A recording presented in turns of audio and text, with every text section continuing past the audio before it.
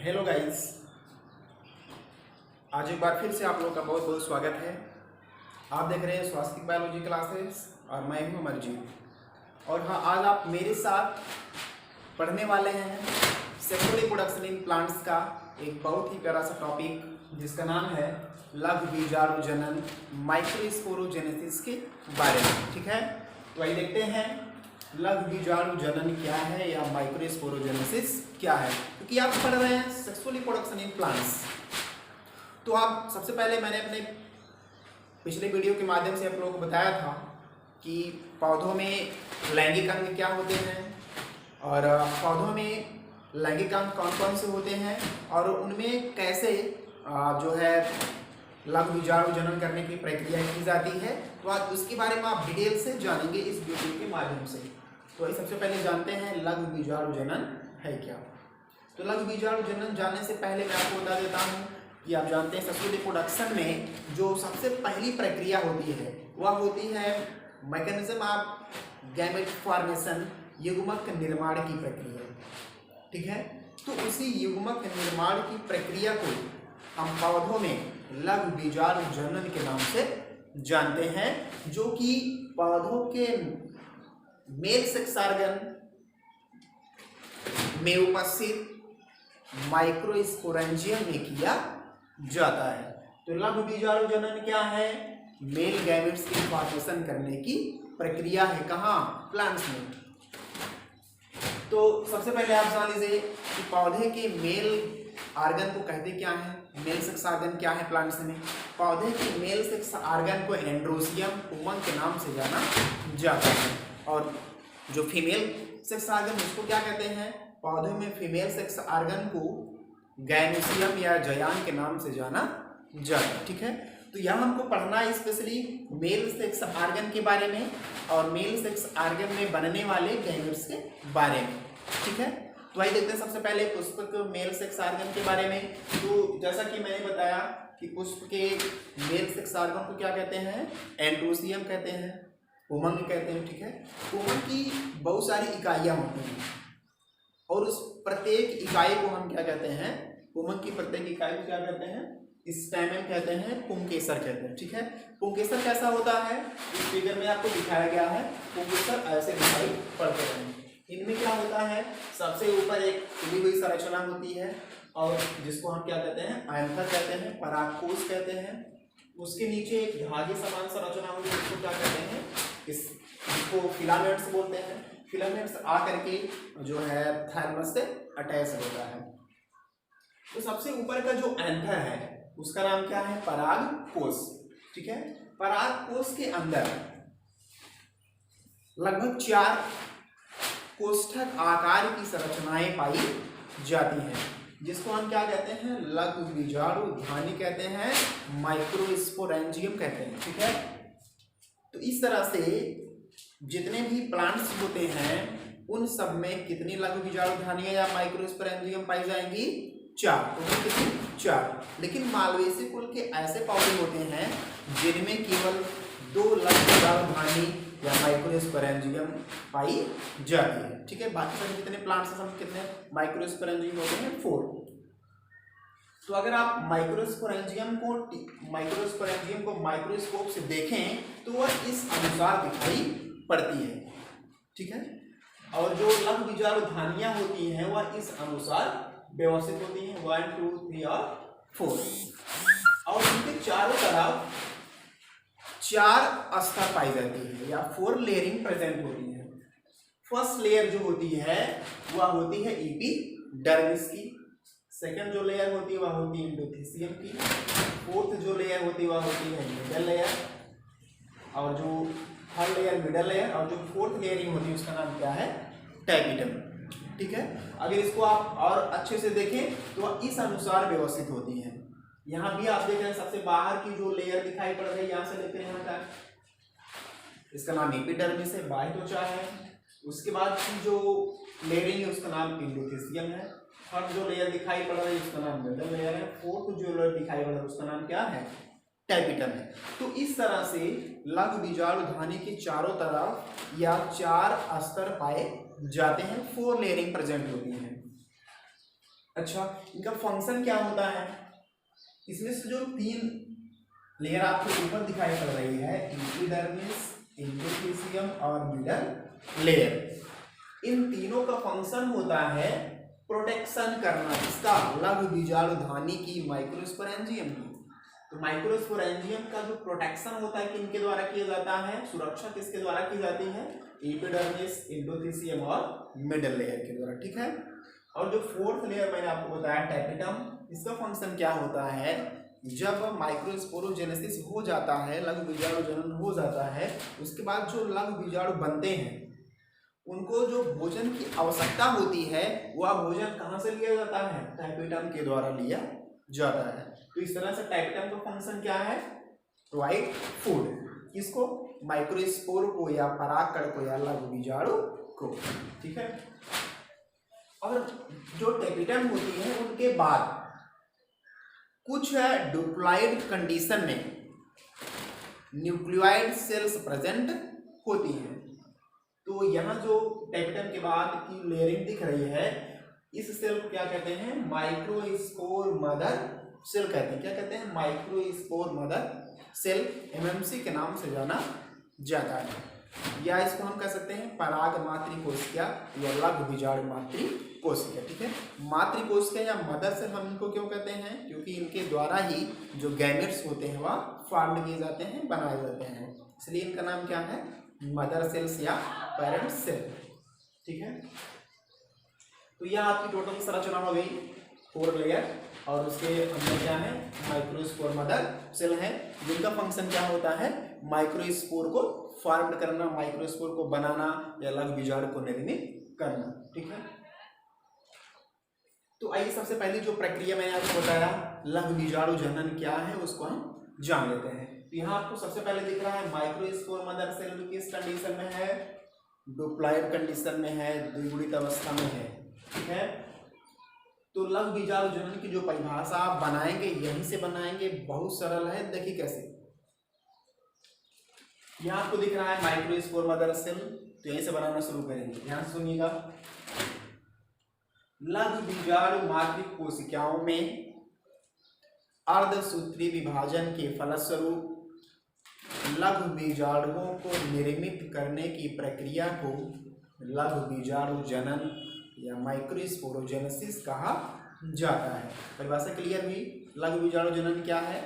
लघु बीजाणु मातृकोशिकाओं में अर्धसूत्री विभाजन के फलस्वरूप लघु बीजाणुओं को निर्मित करने की प्रक्रिया को लघु बीजाणु जनन या माइक्रोस्पोरोजेनेसिस कहते हैं, ठीक है। अगर आपसे पूछा जाए लघु बीजाणु जनन की जो प्रक्रिया है वह कहाँ होती है, तो लघु बीजाणु जनन कहाँ होता है? माइक्रोस्पोरेंजियम में होता है। कहाँ होता है? माइक्रोस्पोरेंजियम में, लघु बीजाणु धानी में। लघु बीजाणु धानी कहाँ होती है? परागकोश में होती है, एंथर में होती है। एंथर कहाँ होता है? स्टैमेन पर होता है, पुंग के सर पर होता है, ठीक है। यहाँ आपको दिखाया भी गया है, क्या हो गया? स्टैमेन यानी पुंग की प्रत्येक इकाई। स्टैमेन के ऊपर क्या होता है? एंथर। एंथर के अंदर क्या होता है? माइक्रोस्पोरेंजियम। माइक्रोस्पोरेंजियम के अंदर क्या होता है? Microspore mother cell. Microspore mother cell में क्या होता है? माइक्रोस्पोरोजेनेसिस यानी लघु बीजाणु जनन। लघु बीजाणु जनन के बाद बनता क्या है? लघु बीजाणु बनता है, माइक्रोस्पोर बनता है। और जो माइक्रोस्पोर बनते हैं उसी को हम प्लांट्स में मेल गैमेट्स के नाम से भी जानते हैं, जिसको पुष्प का नर युग्मक कहा जाता है। तो पुष्प के नर युग्मक को हम क्या कहते हैं? माइक्रोस्पोर कहते हैं, परागकण कहते हैं, ठीक है। यहाँ एक ध्यान देने की बात है, जब आप ह्यूमन रिप्रोडक्शन पढ़ेंगे तो ह्यूमन रिप्रोडक्शन या जितने भी एनिमल हैं उनके जो मेल गैमेट्स होते हैं उसको क्या बोलते हैं? स्पर्म, ठीक है। जितने भी एनिमल्स हैं सबके मेल गैमेट्स को क्या बोलते हैं? स्पर्म।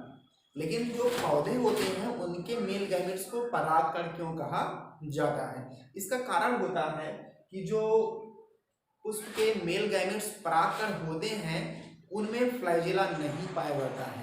जी हाँ, फ्लैजेला ना होने की वजह से वह जो है अगतिशील होते हैं, अचल होते हैं उनमें एक स्थान से दूसरे स्थान तक जाने की क्षमता बिल्कुल नहीं होती, ठीक है।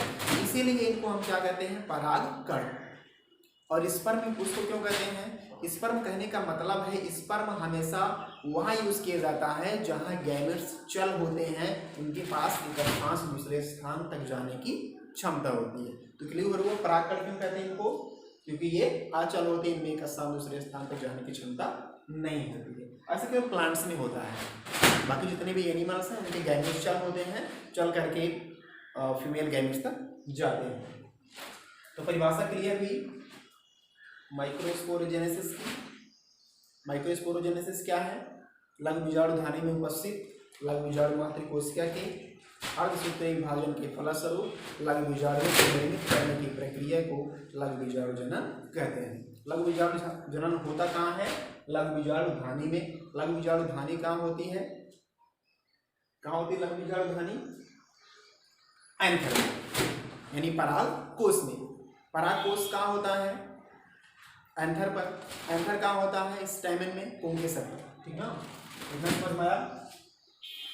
अब आइए देखते हैं कि जो माइक्रोस्पोर बना है, जो परागकण बन करके तैयार हुआ है, वह कैसे दिखाई पड़ता है, उसकी आकृति कैसे होती है, उसकी संरचना कैसे होती है, उनमें कौन कौन सी संरचनाएं पाई जाती हैं। तो यहाँ जो फिगर आपको दिख रहा है यह क्या है, माइक्रोस्पोर है। जी हाँ, यही परागकण है। और अगर आप परागकण को देखेंगे तो उसकी संरचना बिल्कुल ऐसे दिखाई पड़ेगी। अब आइए देखते हैं परागकण में क्या क्या है। परागकण में सबसे बाहर की जो अस्तर होती है, सबसे आउटर लेयर होती है, उसका नाम क्या होता है, एक्जाइन होता है। परागकण के सबसे आउटर लेयर को क्या कहते हैं, एक्जाइन, ठीक है। और एक्जाइन जो होता है वह ब्लैक कलर के स्पोरोपोलेनिन नामक एक रासायनिक पदार्थ से बना होता है। एक्जाइन किससे बना होता है, स्पोरोपोलेनिन से। और स्पोरोपोलेनिन है क्या, स्पोरोपोलेनिन जीव जगत में उपस्थित सबसे कठोर प्रतिरोधक क्षमता वाला पदार्थ होता है, जिसके पास ताप को सहने की, रसायनों को सहने की, अम्लों को सहने की प्रकृति पाई जाती है। और यहाँ तक कि अभी तक कोई ऐसा एंजाइम नहीं बना है जो कि स्पोरोपोलेनिन को क्या करे, विघटित कर दे या तोड़ दे। इसलिए जो परागकण है वह जीवाश्म अवस्था में भी पाए जाते हैं, जीवाश्मों के रूप में भी पृथ्वी पर पाए जाते हैं, ठीक है। तो हो गया एक्जाइन के बारे में। नेक्स्ट जो लेयर होती है वह होती है इंटाइन। इंटाइन कहाँ होता है, एक्जाइन के जस्ट बाद। यह किससे बना होता है, पेक्टिन सेलुलोज से बना होता है, कोमल होता है इसकी अपेक्षा। और इसका फंक्शन होता है कि जो इसका साइटोप्लाज्म होता है, कोशिका द्रव्य होता है, उसको एक निश्चित स्थान में बनाए रखना। इंटाइन के बाद अगर आप जाएंगे तो आपको 1 2 3 संरचनाएं आपको दिख रही हैं, जिसका नाम क्या है, रिप्रोडक्टिव पोल। तो इंटाइन के अंदर बहुत सारे अनेक छोटे छोटे जनन छिद्र पाए जाते हैं। जनन छिद्र का फंक्शन क्या होता है, जनन छिद्र का फंक्शन होता है पराग नलिका का विकास करना, ठीक है, पोलन ट्यूब का फॉर्मेशन करना।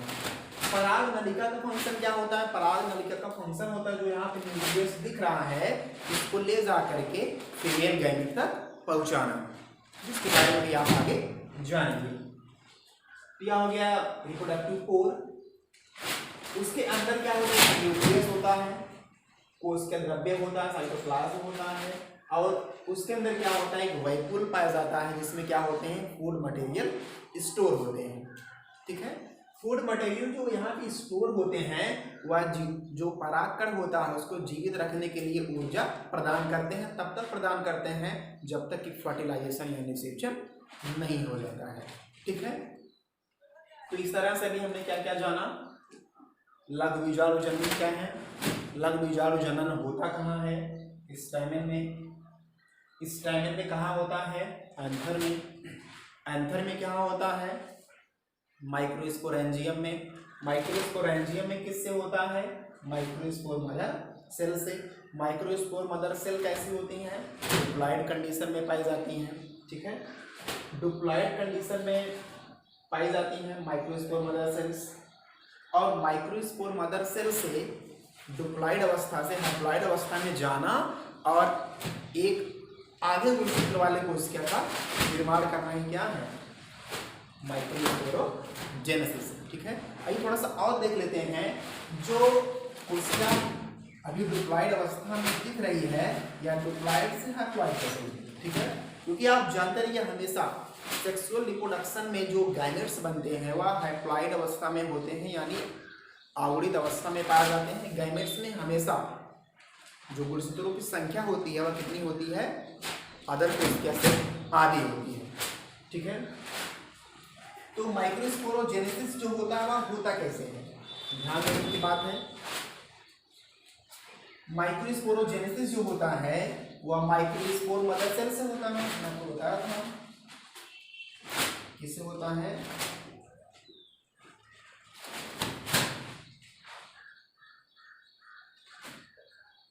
Microspore mother cell. तो मान लेते हैं यह क्या है, एमएमसी है, माइक्रोस्पोर मदर सेल है। अब माइक्रोस्पोर मदर सेल किस कंडीशन में है, 2n कंडीशन में है, लेकिन जो गैमेट्स बनते हैं वह किस कंडीशन में होते हैं, n कंडीशन में होते हैं, हैप्लॉयड कंडीशन में होते हैं। या डिप्लॉयड से हैप्लॉयड कैसे होगा, ठीक है।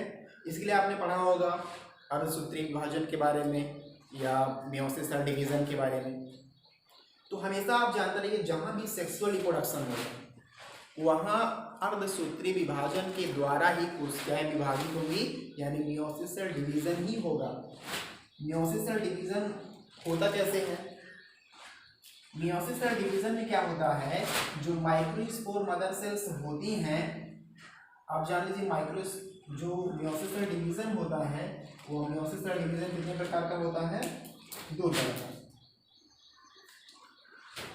इसमें क्या होगा, मियोसिस होगा, मियोसिस 2 तरह का होता है, मियोसिस फर्स्ट और मियोसिस सेकेंड।